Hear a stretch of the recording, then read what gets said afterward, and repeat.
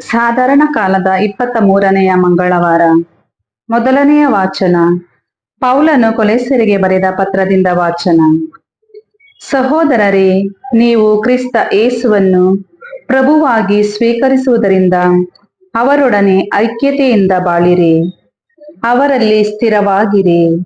ಅವರನ್ನೇ ಅವಲಂಬಿಸಿ ನಿಮ್ಮ ಬಾಳೆಂಬ ಸೌಧವನ್ನು ನಿರ್ಮಿಸಿರಿ. ನೀವು ಕಲಿತುಕೊಂಡಿರುವಂತೆ ನಿಮ್ಮ ವಿಶ್ವಾಸ ಅವರಲ್ಲಿ ದೃಢವಾಗಿರಲಿ. ಕೃತಜ್ಞತೆಯು ನಿಮ್ಮಲ್ಲಿ ಉಕ್ಕೇರಲಿ.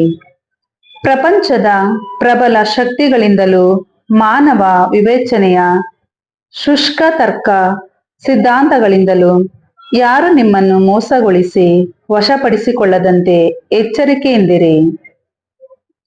ಇವುಗಳು ಪ್ರಾಪಂಚಿಕ ಪಾರಂಪರ್ಯಕ್ಕೆ ಮತ್ತು ವಿಶ್ವದ ಮೂಲಭೂತ ಶಕ್ತಿಗಳಿಗೆ ಸಂಬಂಧಿಸಿದವುಗಳೇ ಹೊರತು ಯೇಸು ಕ್ರಿಸ್ತರಿಗಲ್ಲ.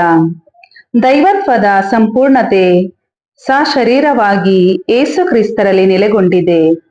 ಸಕಲ ಅಧಿಪತ್ಯಕ್ಕೂ ಅಧಿಕಾರಕ್ಕೂ ಶಿರಸ್ಸು ಅವರೇ.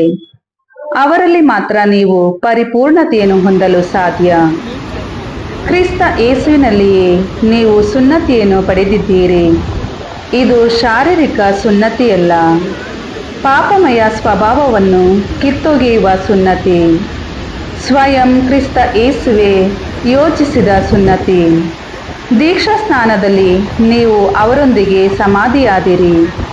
ಕ್ರಿಸ್ತ ಯೇಸುವನ್ನು ಮೃತರ ಮಧ್ಯದಿಂದ ದೇವರು ತಾವೇ ಎಬ್ಬಿಸಿದರು. ಈ ದೇವರ ಶಕ್ತಿಯಲ್ಲಿ ನೀವು ವಿಶ್ವಾಸವಿಟ್ಟಿರುವುದರಿಂದ ದೀಕ್ಷಾ ಸ್ನಾನದಲ್ಲಿ ನಿಮ್ಮನ್ನು ಕ್ರಿಸ್ತ ಯೇಸುವಿನೊಂದಿಗೆ ಎಬ್ಬಿಸಲಾಯಿತು. ನಿಮ್ಮ ಪಾಪಮಯ ಜೀವನದಿಂದಲೂ ಸುನ್ನತಿರಹಿತವಾದ ಸ್ವಭಾವದಿಂದಲೂ ಒಮ್ಮೆ ನೀವು ಮೃತರಾಗಿದ್ದೀರಿ. ಆದರೆ ಈಗ ದೇವರು ಕ್ರಿಸ್ತ ಯೇಸುವಿನೊಂದಿಗೆ ನಿಮ್ಮನ್ನು ಜೀವಂತಗೊಳಿಸಿದ್ದಾರೆ. ಅವರು ನಮ್ಮ ಎಲ್ಲ ಪಾಪಗಳನ್ನು ಕ್ಷಮಿಸಿದ್ದಾರೆ. ನಮ್ಮನ್ನು ಬಂಧಿಸಿದ ಧರ್ಮಶಾಸ್ತ್ರದ ವಿಧಿ ನಿಯಮಗಳನ್ನು ಕ್ರಿಸ್ತ ಯೇಸು ತೊಡೆದು ಹಾಕಿದ್ದಲ್ಲದೆ ಅವುಗಳನ್ನು ಶಿಲುಬೆಗೆ ಜಡಿದು ನಮ್ಮನ್ನು ಬಿಡುಗಡೆ ಮಾಡಿದ್ದಾರೆ. ಬಲಾಢ್ಯ ಒಡೆಯರನ್ನು ಅಧಿಕಾರಿಗಳನ್ನು ನಿರಯುಧರಾಗಿ ಮಾಡಿ ತಾವು ಗಳಿಸಿದ ಜಯದ ನಿಮಿತ್ತ ಜನರೆಲ್ಲರ ಮುಂದೆ ಶಿಲುಬೆಯ ವಿಜಯೋತ್ಸವದಲ್ಲಿ ಅವರನ್ನು ಸೆರೆಯಾಳುಗಳನ್ನಾಗಿ ಪ್ರದರ್ಶಿಸಿದ್ದಾರೆ. ಪ್ರಭುವಿನ ವಾಕ್ಯ. ದೇವರಿಗೆ ಕೃತಜ್ಞತೆ ಸಲ್ಲಲಿ. ಕೀರ್ತನೆ ಶ್ಲೋಕ. ಪ್ರಭುವಿನ ಕರುಣೆ ಎಲ್ಲರ ಮೇಲೆ. ಪ್ರಭುವಿನ ಕರುಣೆ ಎಲ್ಲರ ಮೇಲೆ. ದೇವ ನನ್ನೊಡೆಯ, ಮಾಡುವೆ ನಿನ್ನ ಗುಣಗಾನ. ಯುಗ ಯುಗಾಂತರಕ್ಕೂ ನಿನ್ನ ನಾಮಕ್ಕೆ ನಮನ.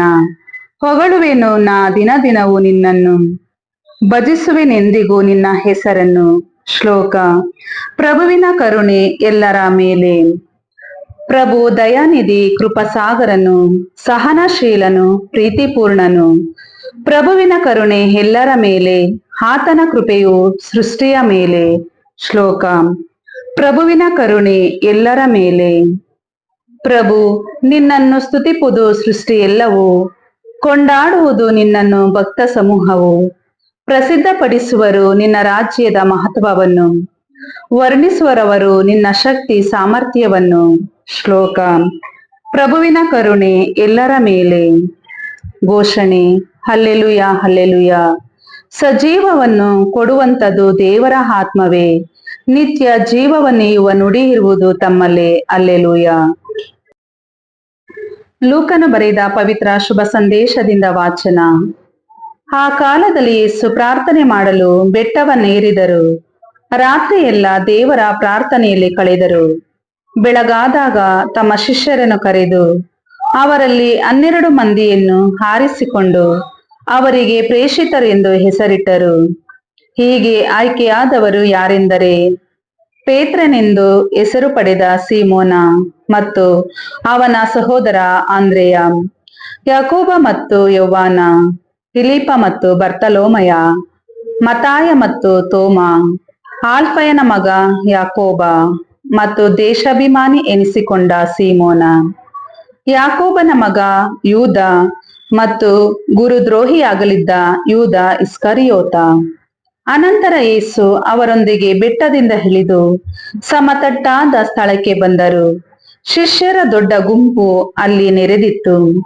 ಜುದೆಯ ಪ್ರಾಂತ್ಯದಿಂದಲೂ ಜೆರುಸಲೇಂ ಪಟ್ಟಣದಿಂದಲೂ ಸಮುದ್ರ ತೀರದ ಟೈರ್ ಹಾಗೂ ಸೀದೋನ್ ಪಟ್ಟಣಗಳಿಂದಲೂ ಜನಸಮೂಹ ಅಲ್ಲಿಗೆ ಬಂದಿತು.